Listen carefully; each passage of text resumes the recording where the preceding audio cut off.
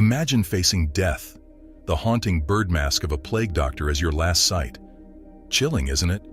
Surprisingly, the person behind the eerie mask was trying to help. To understand this paradox, we must unravel the mysteries of the plague doctors and the peculiar world they inhabited.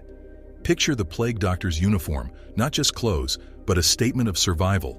A wooden rod, seemingly ordinary, served a dual role, checking pulses and defending against desperate crowds. In the chaos of a pandemic, it became a shield against those seeking salvation at any cost.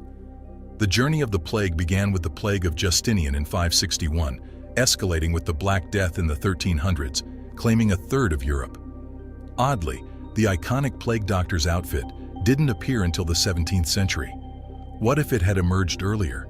Could it have lessened the devastation? To understand, we must go back to the origins of the plague doctor's attire. It might surprise you that it could have roots in comedy rather than medicine. Charles Delorme, a physician to European royalty, refined the outfit, describing a garb adorned with scented wax, Moroccan leather, and a beak-shaped mask. The outfit's origins in theater, a dark jest that later shrouded physicians in a macabre dance of life and death.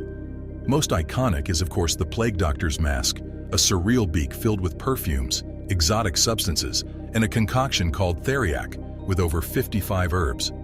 The mask, designed to combat the miasma theory, shielded the doctor from the perceived threat of bad air. People believed the bad air would make you sick. The elongated beak allowed herbs to be packed in, serving as a barrier against toxic air before it reached the doctor's lungs. Glass-covered openings shielded the eyes, providing a surreal yet functional ensemble. While the plague doctor's attire offered some protection against the imagined miasma, it inadvertently shielded against the true harbinger of the plague, Yersinia pestis. Flea bites, contaminated bodily fluids, and inhalation of infected water droplets propagated the bacteria. Layers of clothing, the beak-shaped mask, and fragrant coatings offered minimal protection against the bacterial assailant. Enter the somber realm of history, where plague doctors attempted to combat the relentless onslaught of the plague. Their efforts underscored the medical impotence of the time. Victims, writhing in agony, faced swelling lymph nodes, rupturing wounds, high fever, chills, vomiting, and excruciating pain. Beyond medical duties, plague doctors assumed grim roles as witnesses for wills and practitioners of autopsies. The symbiotic relationship between the macabre suit and death etched an indelible image in the collective psyche. The association of the plague doctor's attire with mortality and suffering lingered as a haunting specter in the annals of history. Yet, as time marched forward, the once ominous plague doctor masks found new life in European celebrations like Mardi Gras. The attire, once a harbinger of death, took center stage in the playful realm of commedia dell'arte, transforming from a symbol of dread to a comedic accessory.